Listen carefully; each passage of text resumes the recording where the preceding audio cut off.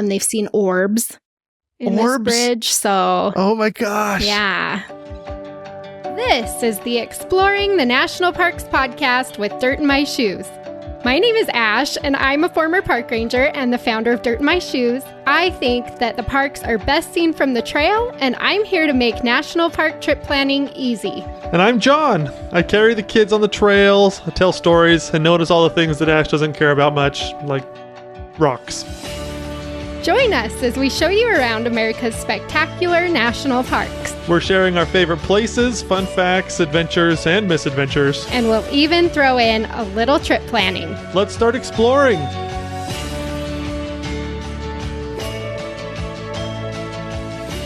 So we just came back from the middle of the country. Yeah, we did. By the time you listen to this episode, it will have been weeks since the total solar eclipse, but we did go.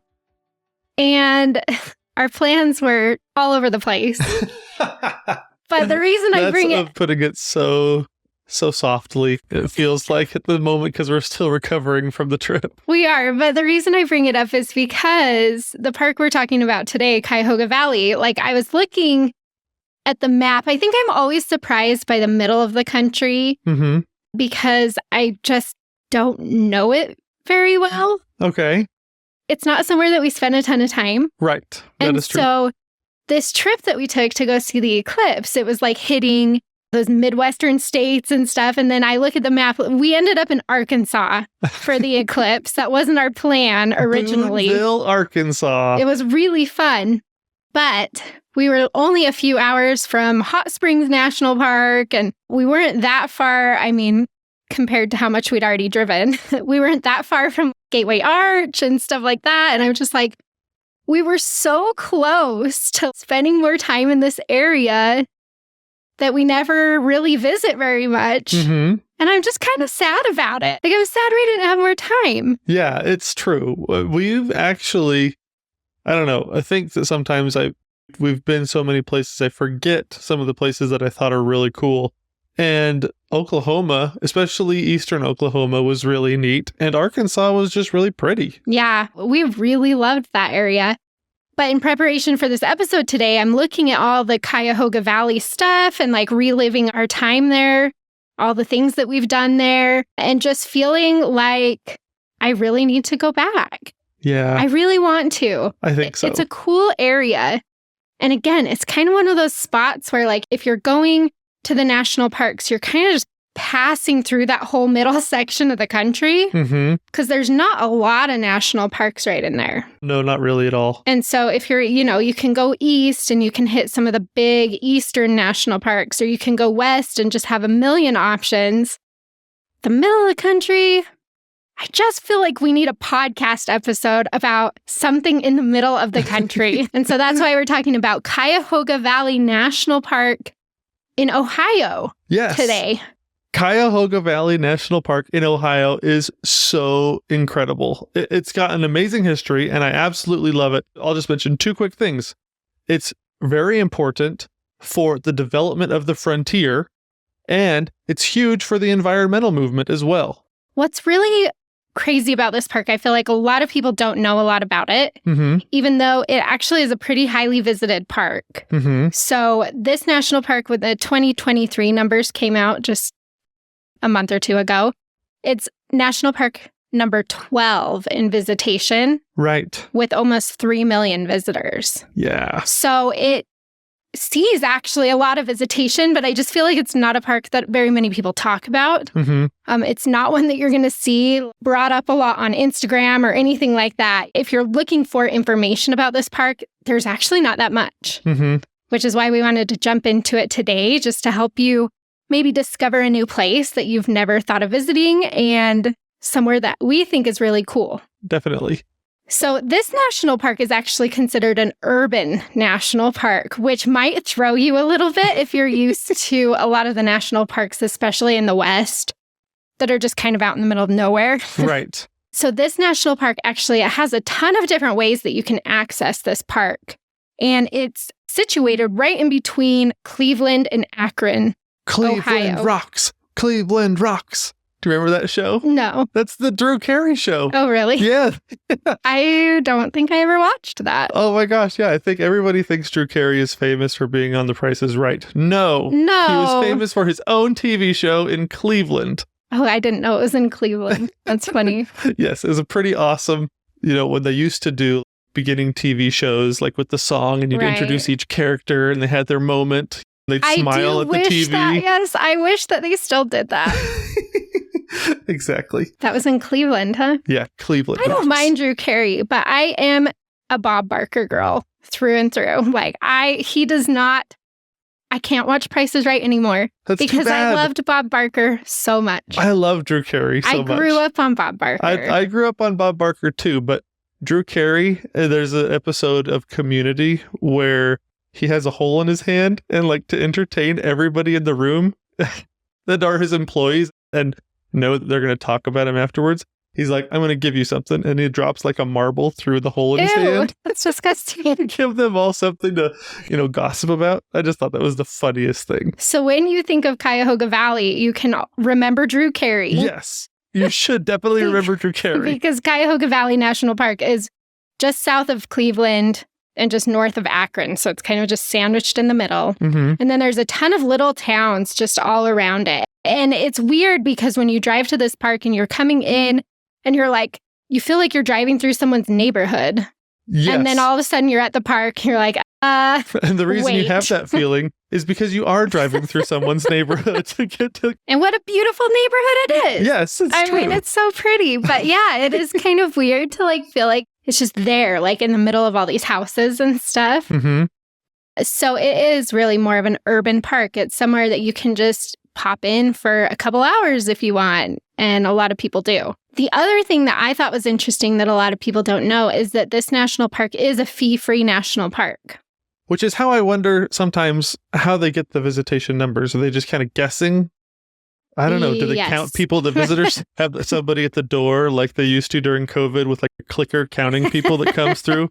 All right. Oh my gosh. Do I not miss that? Like, do you remember? I think we were at Mount Rushmore and they were like counting people as they were going into the gift shop. Yeah. And then we had to stand outside and wait for people to leave before they let more people in. It's just like, oh man. Oh my gosh. I remember doing that at so many different stores and I'm just like, oh, that guy definitely looks like he uses more air than me. Come on. I don't know how they get that number, but I'm not surprised by the visitation number because it is where it is. Right. And it's so easy to access for a huge population center. Right. And Cuyahoga Valley started as a national recreation area. Interesting. Which is interesting. That was in 1974, and it became a national park in 2000.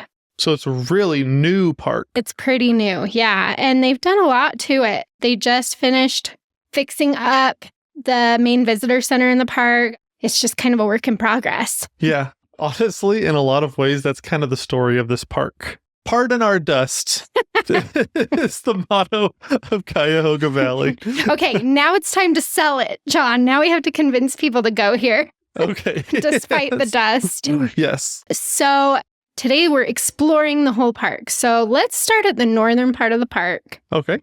And the main thing to do up here really is the Canal Exploration Center, which I think is actually the perfect place to start when we're talking about this park, because if you don't understand the importance of the Canal Exploration Center and the things that it teaches you and the actual Ohio and Erie Canal that goes through this park, you really won't care about it as much. Like, it won't mean as much to you when you visit. It's an important part of actually understanding like the coolness of this park. Yeah, it's so neat. Oh my gosh, I absolutely love the frontier history of this park and Ohio in general. But it's so interesting because the way we travel today is so different from the way that pioneers or settlers traveled this area a couple hundred years ago, because things would take weeks to move what would take us a couple of hours now. There was a really interesting time of canal building in this area of the country, because when they built the Erie Canal, job was basically to connect the Great Lakes to the Atlantic Ocean. And as a side note, The one that is in Cuyahoga is the Ohio and Erie Canal. It's not the Erie Canal. Yes. Because I think a lot of us have heard of the Erie Canal. And I remember when we went to the Canal Exploration Center and they kept saying the Ohio and Erie Canal, I was like, I thought it was just called the Erie Canal. I'm really confused. So these are two different canal systems, but the inspiration for this area's canal system came from the Erie Canal, when they were connecting the Great Lakes to the Hudson River, then to the Atlantic Ocean. So it was a big deal to connect this interior section of the country. And it was so successful that everybody here in Ohio was just like, oh my gosh, look how things have improved economically, transportation-wise. They're importing and exporting so many goods to this area in New York that previously was just so challenging. And so they had this great idea, let's do what they did over there. And so they built this entire canal system here through the Cuyahoga Valley that kind of does the exact same thing. It connects a lot of Ohio to Lake Erie. It just opened up this entire section of the country, all of the Ohio, to trade with the East and through the Atlantic and everything. It's a huge deal. So what's cool about the Canal Exploration Center is you can go in there and they have all these displays, and they're pretty interactive displays where you can click on a person's picture and it will tell their story with how their life changed because of this canal, or how the canal was used or how it was built. You get a really good, well-rounded understanding of the canal. But beyond that, like, you're right on one of the locks of this canal, so you can see how the water would have been running, how they could change the levels of the water. You can see kind of the path that the donkeys or the mules or whatever they use to pull the boats off to the side. Like, you can see where they would have walked off to the side of the canal with the ropes.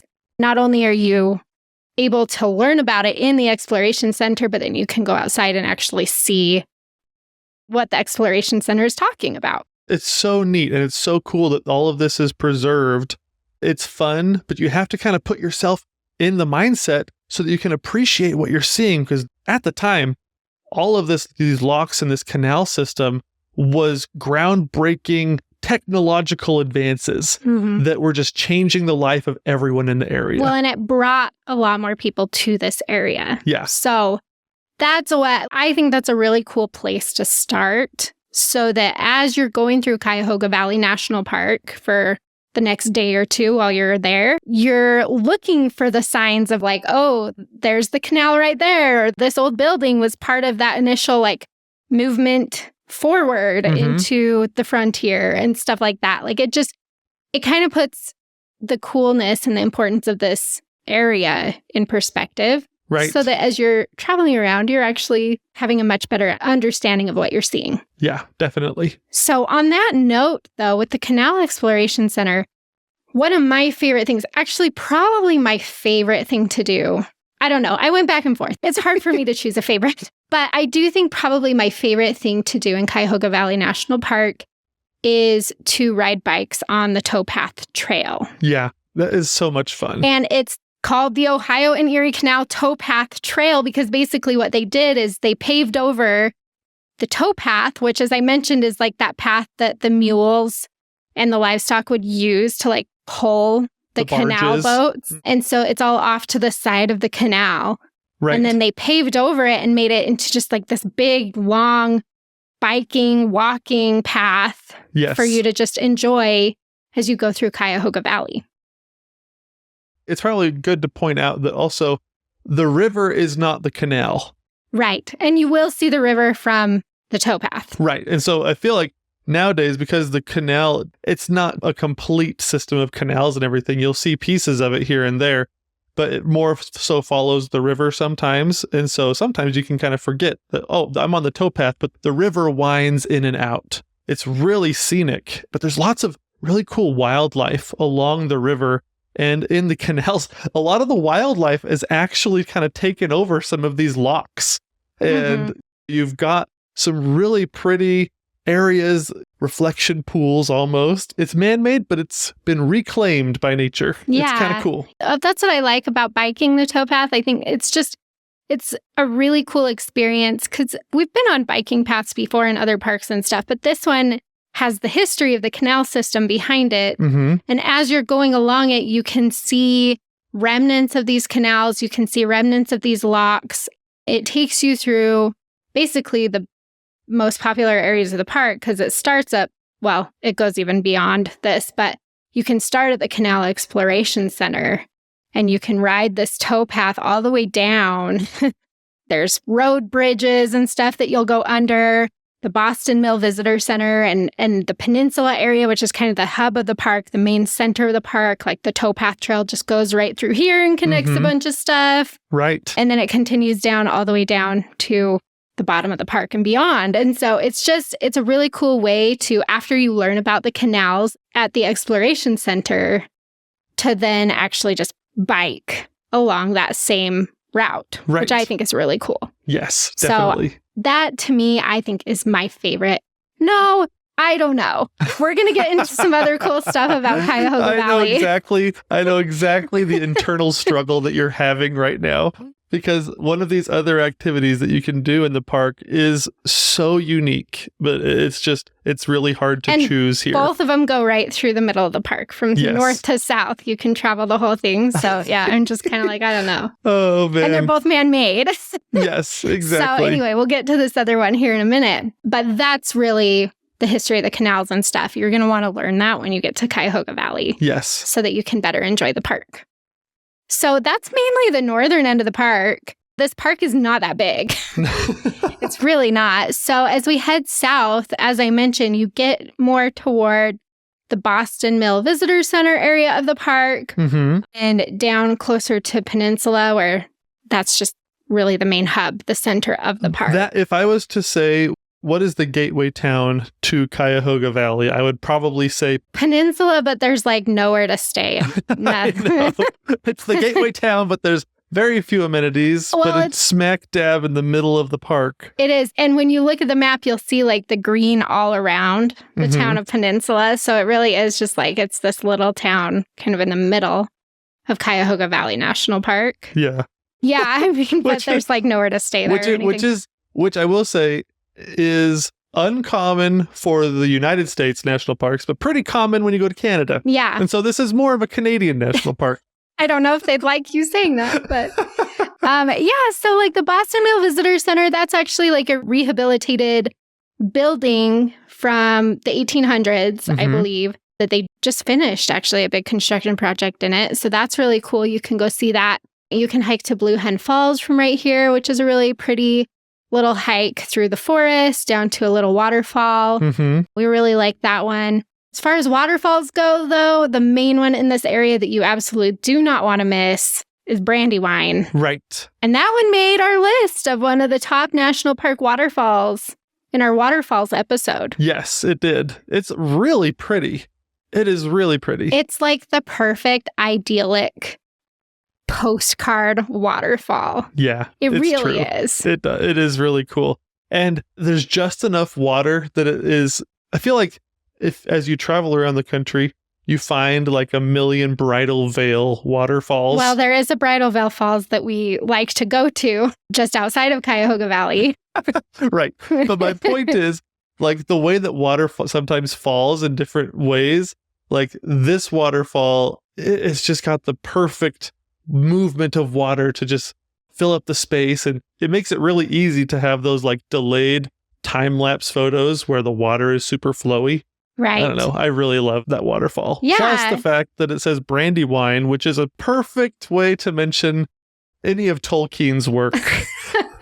The man, the myth, the legend loved Cuyahoga Valley National Park. I wonder why they called it Brandywine. I don't know. Do we know? I know, because that just like screams Lord of the Rings to me. Oh, yeah, absolutely. Because everything around Cuyahoga is the old forest. Yeah. I don't know. If you listen to the Fall Colors episode, I'm sure I've hit it pretty hard. Yeah, you did. You did. That was a very Lord of the Rings heavy episode. And Brandywine Falls, it's 65 feet. Which is huge for this area. It is. And it's so picturesque. Like John mentioned, it has a really cool name.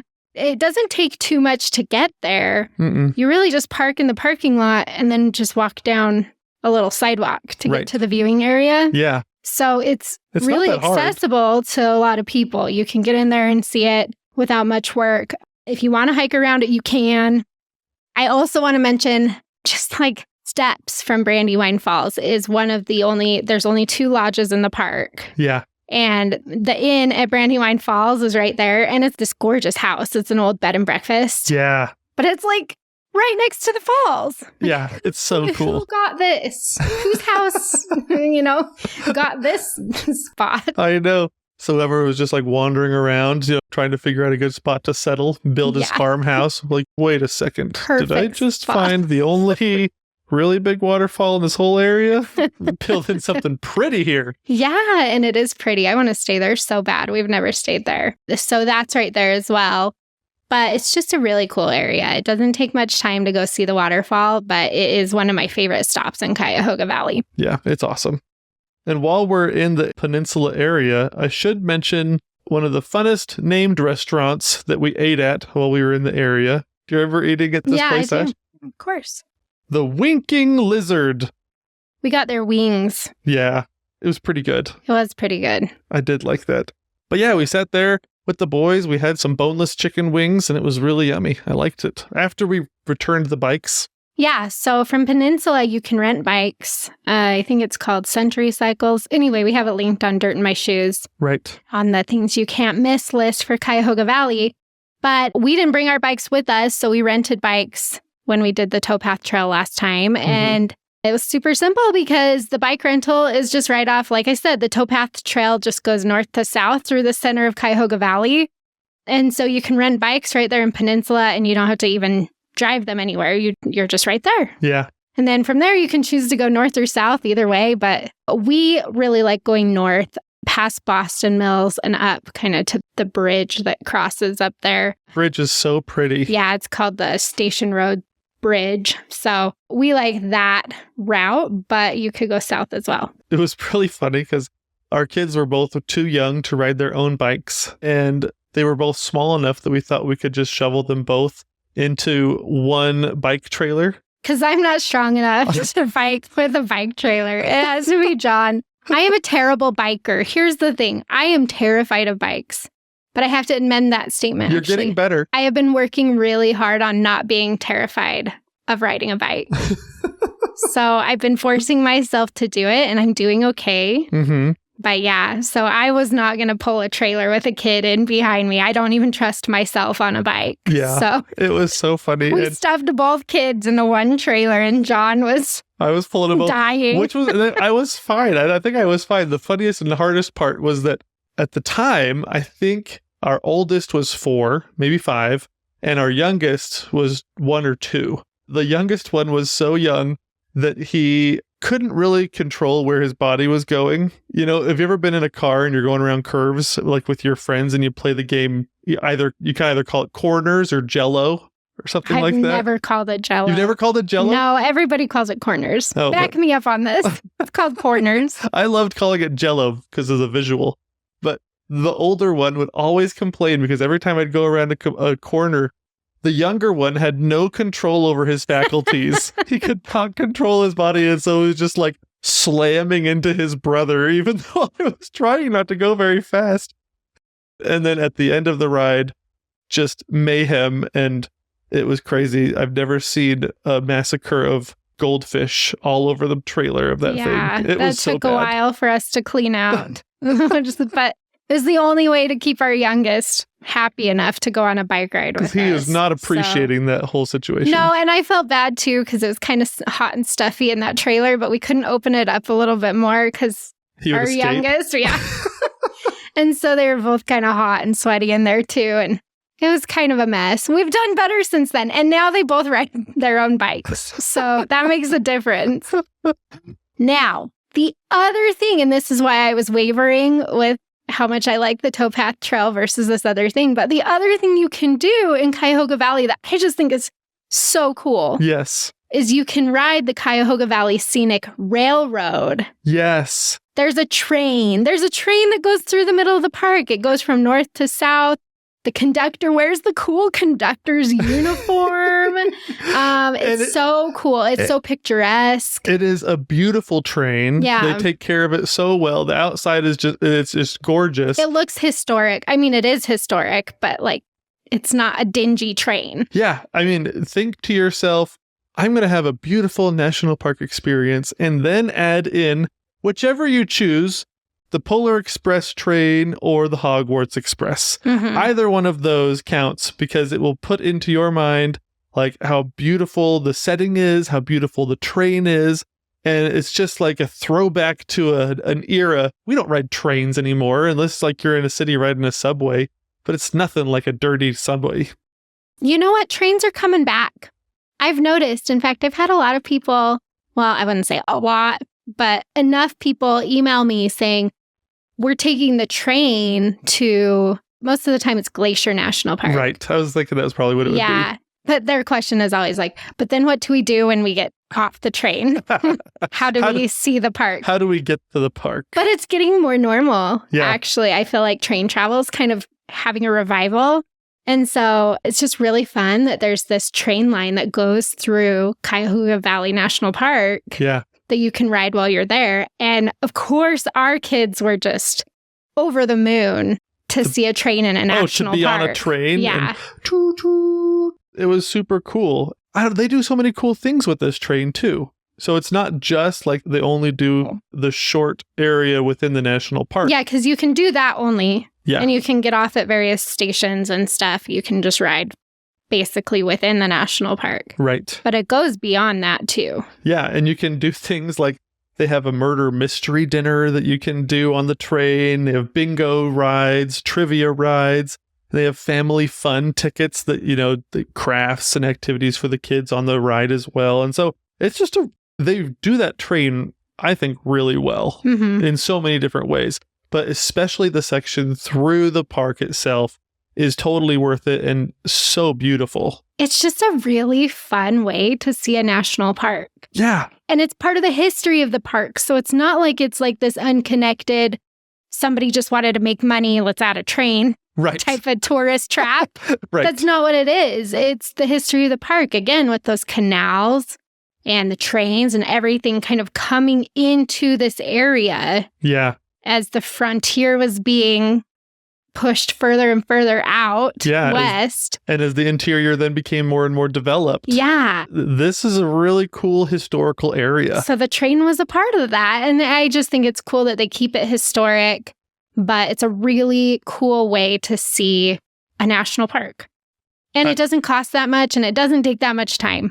To do the national park section, it's like 2 hours. Right. And like $30. Right. So it definitely should be on your list. Yes. So then, Ash, what wins, the towpath on the bikes or the railroad experience? I think, the towpath, I think, still for me. The towpath? I love the train. I really love the train, but I love being outside and feeling the wind in my hair. So yes. I Okay. think for that reason, and I just like putting in a little more effort, getting my exercise in some way. Right. And so I think that's why I would lean towards the towpath for me personally. But like if you're not wanting to do that, if biking just doesn't sound fun at all, or you don't want to walk very far on the towpath or anything, like the train is such a cool way to see the park too. So absolutely. Do both. I think I would have to choose the Hogwarts Express. Yeah. And I think next time we go, I'm going to dress up. Are you? Be the weird guy on the train because it's not a Harry Potter themed ride, but I will be in Harry Potter themed garb. I would like you to not do that.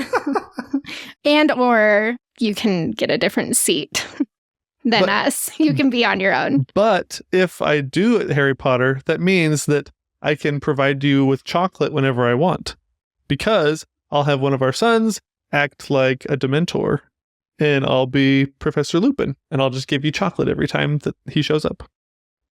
Sure. I don't think that's worth you dressing up and embarrassing me on the train.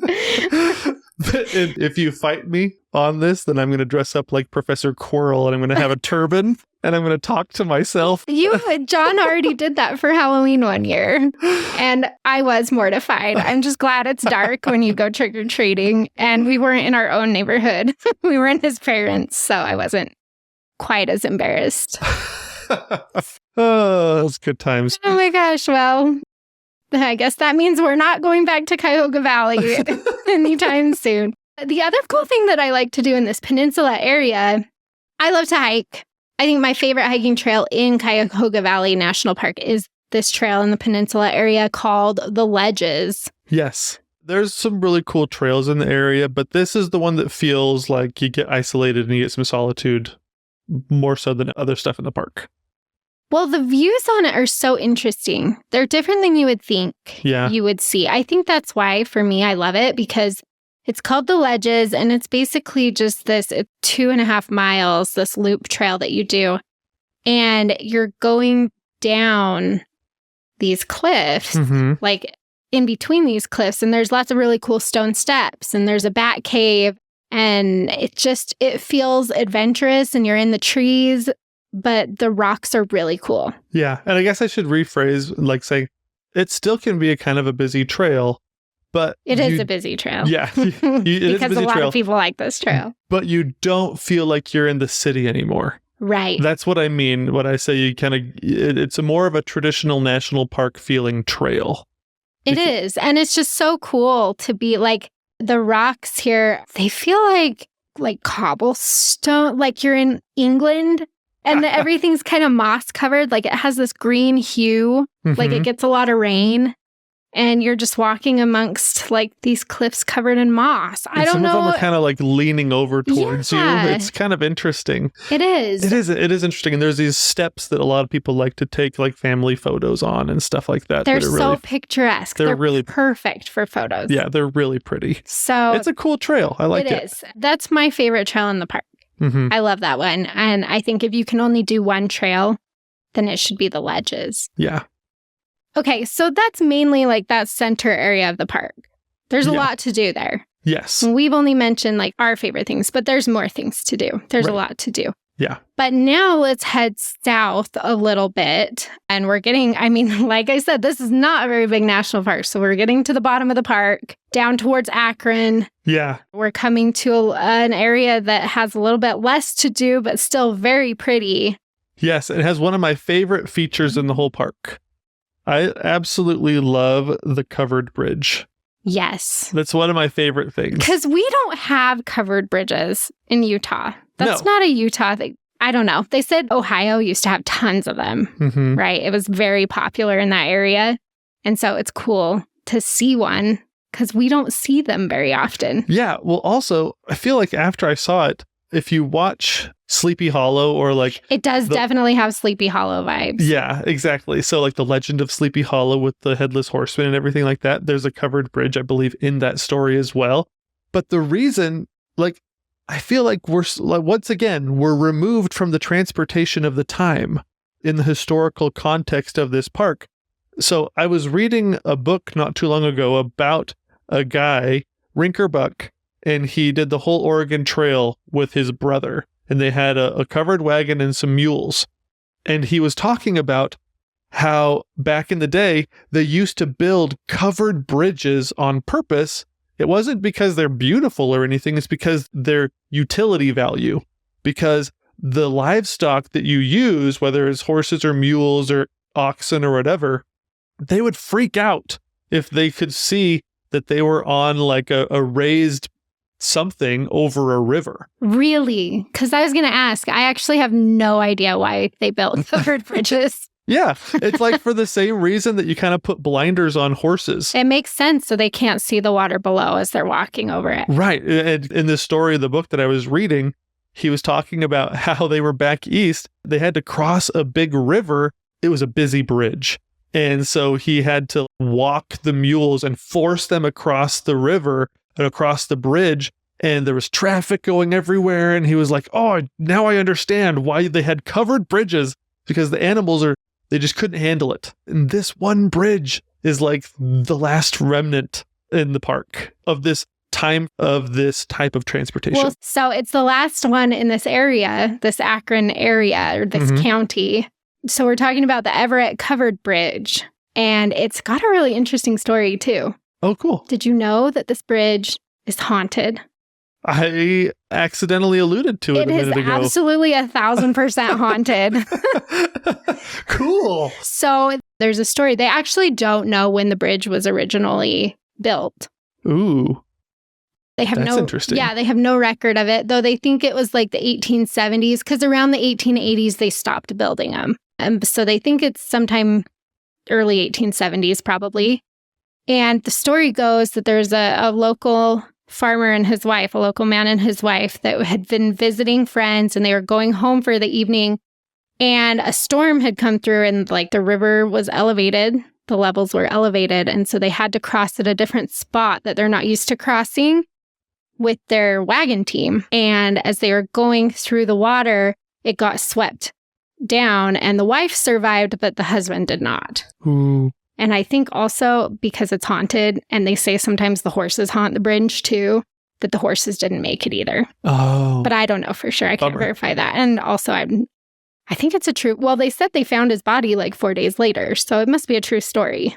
The part that maybe not be true is that they haunt this bridge. Well, we don't know. Maybe he has some unfinished business. Yeah, so... And maybe that's why this is the only bridge left. Well, because it's been destroyed since then and rebuilt. Right. The Park Service rebuilt it in 1986. Because when they destroyed it, his spirit haunted the superintendent until he rebuilt the bridge so that his spirit can inhabit the covered Here's area. The other crazy thing about this bridge, and why it is also another reason to make it haunted, is when they built the Everett Road, which is the road that this bridge was a part of, they actually found a Native American burial ground as they were building the road. Ooh.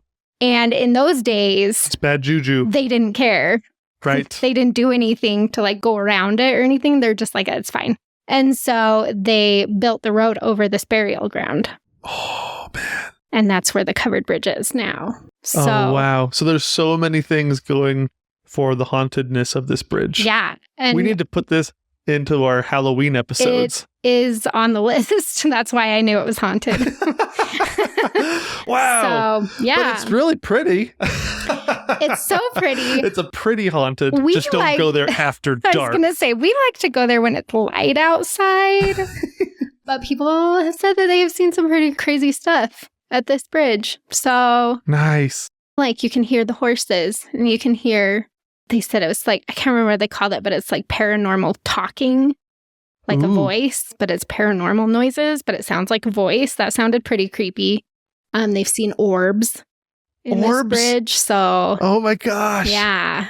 I need to do some more research on this. Oh my gosh, this is so exciting. Yeah, so that's the Everett Covered Bridge in the south part of the park, if that captures your fancy. If the haunted stuff doesn't entice you, as it doesn't for me, just going during the day, it's a super cool bridge. It's really pretty. Cars can't drive through it, so you just park and walk. It's gorgeous. And all the people that are taking like their family photos in front of the bridge, like I wonder if at night, if you can see stuff in their family photos, like walking through your own house. Who would be taking their family photos at night? Right, but if you're walking through your own house, like to the kitchen for a midnight snack or something, and you could, there's like little things in the background. I don't know if anybody has taken their photo, because we did see last time we were there, we did see people taking family photos there. Right. Let us know if anything shows up in your photo at night while you're walking to the kitchen. I love it. So that's a pretty cool area. And again, just covered bridges are so cool. That's really neat. And then the other thing that we really like to do at the southern end of the park is go to the Beaver Marsh. Yes. Which it's so cool. It's one of the best places to see like life reclaiming an area. It really is the best place in the park that we've found to see wildlife. Yeah. We've seen, like, it's called the Beaver Marsh. We've seen some herons. We've seen, the park has lots of amphibians and stuff like that. And so you can see birds and little mammals and there's so much going on here. We watched snapping turtles there for probably an hour, just swimming around. But yeah, birding. This is a huge birding area, but there's stuff in the water you can see too. So yes, that's so really fun. cool. But the other cool thing about this is that this is where it really shows, like you said, how nature has kind of reclaimed this area after something crazy. Right. Well, I'll just kind of touch on this a little bit because we'll probably talk more about it in the fun facts episode. Earlier, we made the joke that the mantra for this park is pardon our dust. They're always working on something or rehabilitating something. After that period of time of canal building, as the area became more industrial and the economy of this area relied more on building things and a lot of manufacturing, these canals became so polluted. It was so bad, to the point where they described the river as more oozing than running. That's so gross. It was just this sludge river, basically, that actually lit on fire. Which is so crazy. It was so toxic.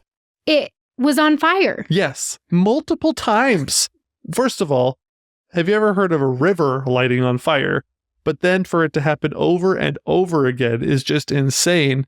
And so the fact that this area was so polluted that even the water sources were flammable is just insane. And so for the fact that they've been able to rehabilitate this area is just incredible. And it's just a testament to how durable life can be and how much, if you try and bring it back, it will come back. And it's awesome. And so now Cuyahoga is a refuge for so many different kinds of life. It's awesome.